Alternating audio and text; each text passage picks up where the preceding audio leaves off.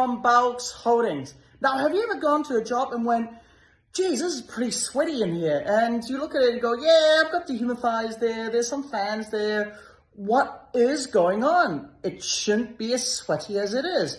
Well, it is. For many chances is that the sizing of the equipment could have been incorrect, or the understanding of what that equipment really could do is incorrect. So you might then have a dehumidifier that actually works more like a heater, sweats out the materials, but have nowhere for it to digest that moisture that's in the air. So that's what I like to talk about, is what size is dehumidifiers. So let's talk. Open up your dehumidifier and service it. I know you have to test and tag it because that's the rule, but have you ever actually done anything else to it? Do you have a program to clean your filters?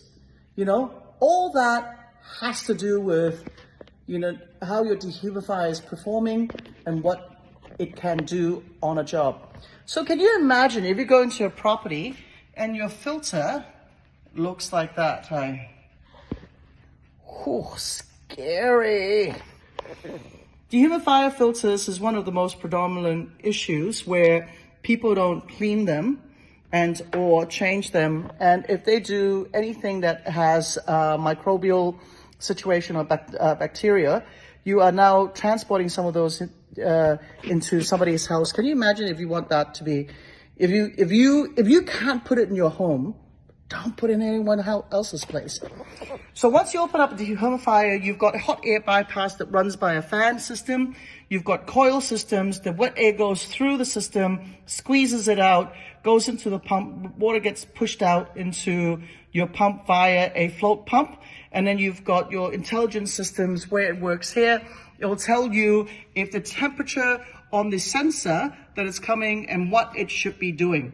Now, mind you, as you can see, this temperature sensor for the coil is right on the coil. So sometimes when this gets cold too, a lot of the time, you'll find that the sensor itself will break because it only has a capacity to do so much. And that's one of the times when your readings, you know, you get your errors like E4 or, you know, and such where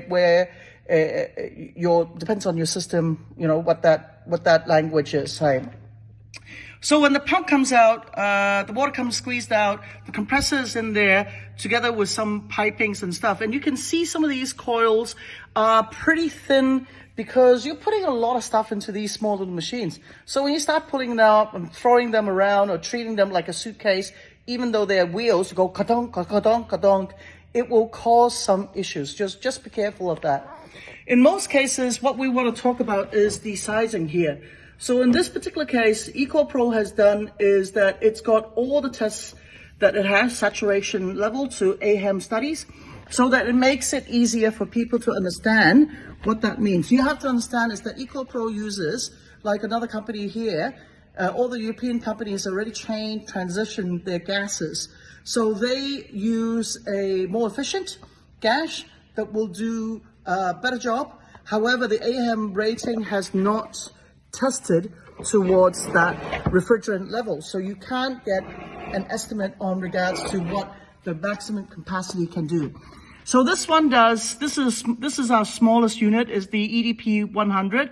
It does 50 liters at 35 over relative humidity of 95. Now this is pretty hard to find really, hey. 30 over 80 in most water damage job, especially in Queensland, you'll find that quite easily. And 27 over 60, which is your AHEM level, you'll find that it is 20 liters a day. So this is a very different system. It's very good for the carpet guys, for the smaller system, for smaller bedroom jobs, you know. It will still be able to remove 50 liters a day, you know, when it's really saturated. But we really want to say that it's really removing around 35 liters, you know, at normal level. That's what it really would be sweet on all the time.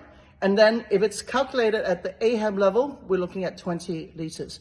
So that's how the sizing comes out. So when you're looking at specs on any dehumidifiers that you're buying, you need to know what that means. Big low capacity units will turn it to heater, because the bigger the unit, the more amount of energy it needs to exert out, and the more heat it provides. That will in itself heat up the job already, hey? So which means that the evaporation potentials of the materials are faster. And then you need to be able to remove that moisture at the same time at a faster level. If not, we will not have sizing calculations in our WRT and our ASD standard when we're doing our training set. So note what you're buying. All equipment should have the sizing on it. Big is not better. The technology has changed. In 2023, big is not better, but smart is better.